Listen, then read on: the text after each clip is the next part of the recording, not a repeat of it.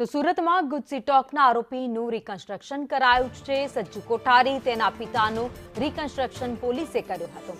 ઘરનું સર્ચ કરતા 23 જીવતા કારતૂસ અને એક મેગઝીન મળી આવ્યા હતા। વોશિંગ મશીનમાં કારતૂસ અને મેગઝીન છુપાવવામાં આવ્યા હતા। તો સજ્જુ કોઠારી પર 35 થી વધુ ગુના દાખલ છે। પોતાના જ ભત્રીજા પર પિસ્તોલ તાકી હતી। 50 લાખની ઉઘરાણી માટે તેણે પિસ્તોલ તાકી દીધી હતી। સજ્જુ કોઠારી પર 2 ગુજસી ટોકના ગુના પણ દાખલ થયેલા છે।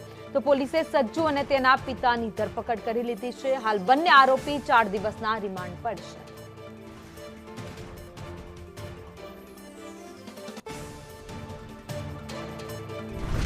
બાપ બેટો બંને ગુનેગાર છે। પોલીસે રિકન્સ્ટ્રક્શન કર્યું હતું। ઘટનાનું અઠવા લાઇન્સ પોલીસે તેમને જે વિસ્તારમાં ગુનો કર્યો હતો તે જ વિસ્તારમાં લઈ ગઈ હતી અને ઘટનાનું રિકન્સ્ટ્રક્શન કરવામાં આવ્યું હતું। આરોપી યુનિસના ઘરે વોશિંગ મશીનમાં કારતૂસ રાખ્યા હોવાની પણ માહિતી પોલીસને મળી હતી। ત્યારબાદ તપાસ હાથ ધરવામાં આવી હતી। તો વોશિંગ મશીનમાં છુપાવેલા 23 કારતૂસ મળી આવ્યા। તો આ બંને અનેક ગુનાઓ અત્યાર સુધીમાં અંજામ આપી ચૂક્યા છે। ભત્રીજા પર તેણે પિસ્તોલ તાકી દીધી હતી। ઉઘરાણી બાકી હતી, જેના કારણે પિસ્તોલ તાકી અને પઠાણી ઉઘરાણી કરતો હતો। આ કોઈ ભત્રીજા બની અત્યાર સુધીમાં અનેક લોકો પાસે તેણે પઠાણી ઉઘરાણી કરી છે, પૈસા પડાવ્યા છે, લોકોના ઘર પડાવી લીધા છે।